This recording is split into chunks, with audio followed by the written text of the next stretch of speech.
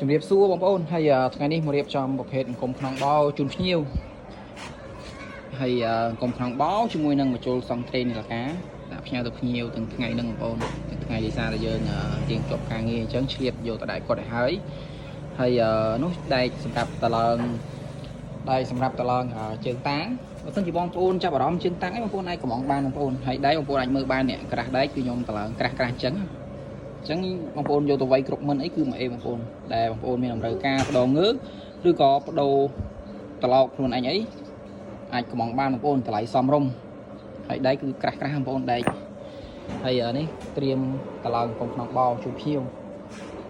ហើយអង្គមសង្កត់ស្មាបូមក៏តឡើងជួបភ្ញៀវដែរបងប្អូនគាត់ថាតឡើងអត់ទាន់បានរួចរាល់អញ្ចឹងបើសិនជាបងប្អូនចង់បានប្រភេទអង្គមសង្កត់ស្មាបូមឬក៏ប្រភេទអង្គមក្នុងបោក្នុងជុចនិងឧបករណ៍ផ្សេងអីអាចកំងបានបងប្អូនហើយអង្គមធ្វើយេននេះក៏តឡើងជួបភ្ញៀវដែរបងប្អូនជួបជូនភ្ញៀវដែរអញ្ចឹងអាចថាគួរសមបងប្អូនជួបភ្ញៀវគួរសមដែរអញ្ចឹងបើចាប់អារម្មណ៍បងប្អូនអាចទាក់ទងខ្ញុំបានឆាតចូលពេញខ្ញុំផ្ទាល់ឬក៏បងប្អូនអាចទាក់ទងខ្ញុំបានតាមលេខ Telegram អរគុណ